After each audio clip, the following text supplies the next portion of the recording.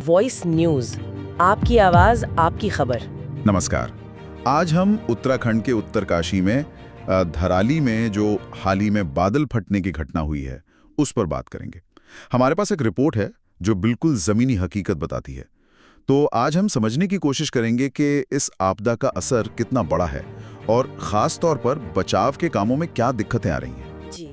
तो हुआ ये कि मंगलवार दोपहर करीब 1:45 बजे का वक्त था और महज 34 सेकंड के अंदर खीर गंगा नदी में ऐसा उफान आया। सिर्फ 34 सेकंड में? हाँ, रिपोर्ट यही बताती है। और धराली में भारी तबाही मच गई। घर, होटल, दुकानें, मतलब सब कुछ बह गया। और भागीरथी नदी का भी रूप कह रहे हैं बहुत विकराल था। और ये जो निचले इलाके हैं भटवाड़ी जैसे, हाँ, वहां भी खतरा था क्योंकि आशंका ये थी कि धराली के ऊपर कहीं कोई झील ना बन गई हो। अच्छा। तो एहतियात के तौर पर नदी किनारे के लोगों को सुरक्षित जगहों पर भेजा गया। एक स्थानीय व्यक्ति का तो कहना था कि 2013 की जो आपदा थी उसके बाद गंगा का ऐसा रूप उन्होंने नहीं देखा। जी, वो मंजर तो भयानक रहा होगा। और ये जो बचाव कार्य है, यहीं पर असल चुनौती सामने आ रही है ना। मतलब धराली तक पहुंचना ही अपने आप में एक बहुत बड़ी मुश्किल बन गया है। क्यों, रास्ते पूरी तरह कट गए हैं क्या? हाँ, कई किलोमीटर सड़क बह गई है।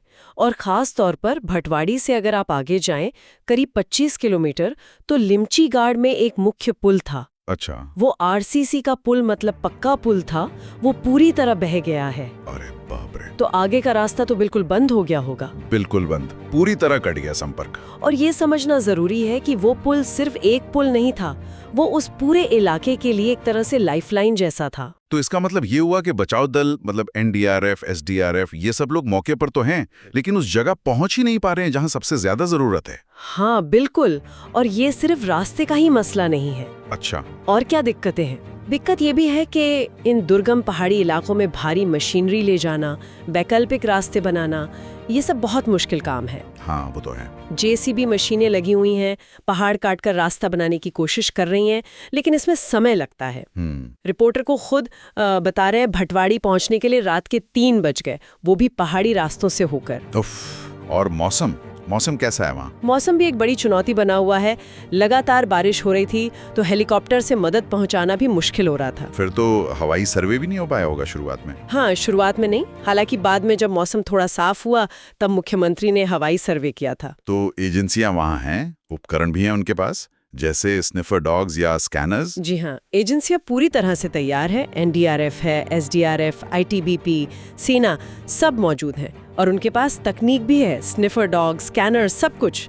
लेकिन बात वही है, जब तक रास्ता नहीं खुलेगा ये सब धराली तक पहुंचेंगे कैसे? सही बात है। एक बड़ा काफिला है बचाव कर्मियों का, उपकरणों का, जो बस इंतजार कर रहे हैं कि कब रास्ता खुले और वो आगे बढ़े।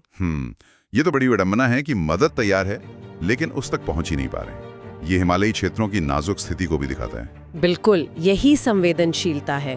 हालांकि एक राहत की बात यह है कि शुरुआती जानकारी के मुताबिक 130 से ज्यादा लोगों को सुरक्षित निकाला गया है। चलिए, ये अच्छी खबर है।